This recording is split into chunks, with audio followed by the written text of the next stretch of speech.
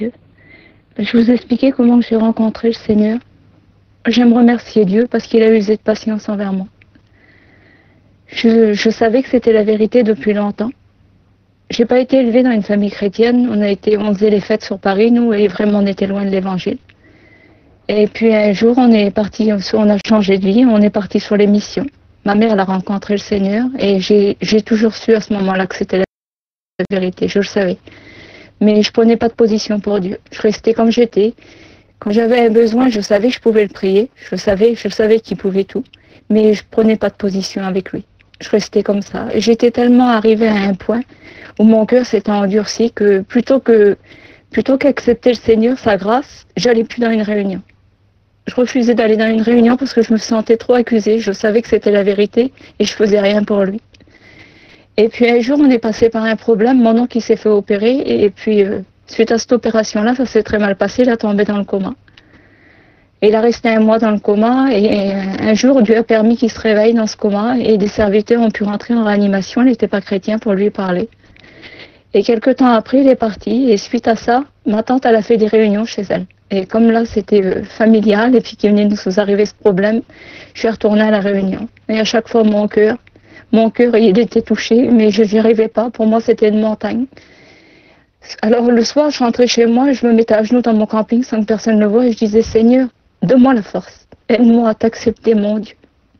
Et Dieu n'a pas compté les jours où je l'ai refusé. Il l'a fait. Un soir, dans une réunion, il m'a donné la force. J'ai levé ma main. J'ai donné mon cœur à Dieu. Ça a été la plus belle des choses que j'ai fait.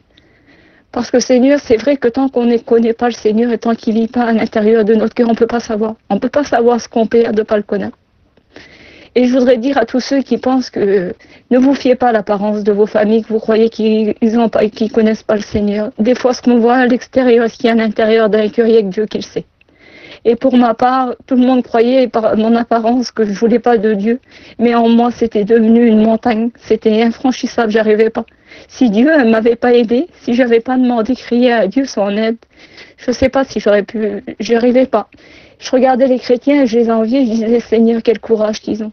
Comment qu'ils sont courageux, ils ont eu le courage de t'accepter. Et Dieu, dans sa grâce, il a permis que je le rencontre. Il est rempli d'amour, mes frères et sœurs. Ne passez pas à côté du privilège de le connaître. Si vous savez les bontés qu'il a en réserve pour chacun d'entre vous.